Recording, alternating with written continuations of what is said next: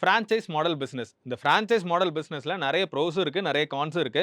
But still world wide இது ஒரு சக்சஸ்ஃபுல்லான business model தான். ஆனா நம்ம ஊர்ல இந்த ஃபிரான்சைஸ் பிசினஸ் மாடல் சரியா வொர்க் ஆகலையோ அப்படிங்கிற மாரி தோணுது இந்த ஷோவ பார்த்ததுக்கு அப்புறம். ஃபிரான்சைஸோட ஓனர்ஸ் ஃபிரான்சைஸ் வாங்குறவங்க கிட்ட நீங்க எந்த லொகேஷன் சொல்றீங்களோ அந்த லொகேஷன ப்ராப்பரா அனலைஸ் பண்ணிட்டு தான் அங்க நீங்க கடை வைக்கலாமா, வேணாமா நாங்க அலோவ் பண்ணுவோம் அப்படின்னு சொல்றாங்க. அதுக்கப்புறம் ரா மெட்டீரியல்ஸ்லாம் நாங்க தான் சப்ளை பண்ணுவோம். அதுலயும் ஒரு மார்ஜின் எடுத்துக்கிறதா சொல்றாங்க. அந்த கடையில விக்கக்கூடிய ப்ராடக்ட்ஸுக்கான பிரைசிங்கும் நாங்க தான் ஃபிக்ஸ் பண்ணுவோம் அப்படின்னு சொல்றாங்க. இது போக பிராண்ட் ராயல்டி அப்படின்னு சொல்லிட்டு ஒரு சார்ஜஸ் அவங்க சார்ஜ் பண்றாங்க. சரி இந்த லொகேஷன்ல கடை வைக்கலாமா, வேணாமா அப்படின்றதெல்லாம் அனலைஸ் பண்ணிட்டு தானே என்ன கடை வைக்க விட்டீங்க. ஆனா ஒரு 6 மாசம் கழிச்சு கடை ஒழுங்கா ஓடல அப்படின்னு சொல்லிட்டு பிரான்சைஸ் ஓனர்ஸ் கிட்ட போய் சொன்னா, அதுக்கெல்லாம் அவங்க சரியான ரிப்ளை குடுக்கறது இல்ல அப்படின்றது பாதிக்கப்பட்டவர் சொல்றாரு. ஆப்போசிட்ல இருக்கிறவரு ரொம்ப அழகா ஒரு விஷயம் கேட்பாரு.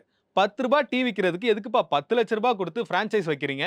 அதுக்கு நீங்களே சொந்தமா ஒரு கடை போட்டு போயிரலாமே. அந்த லாஸ் ஆன சைட்ல இருக்கிற ஒருத்தர் சொல்றாரு, நாங்க ஒரு படிச்ச மிடில் கிளாஸ் பீப்பிள். எங்களால இந்த பிசினஸ ஸ்டார்ட் பண்ணிட்டு அடிமட்ட லெவலுக்கு இறங்கி வேலை பார்க்கவும் முடியல. ஒரு முதலாளித்துவத்துல இருக்கவும் முடியல.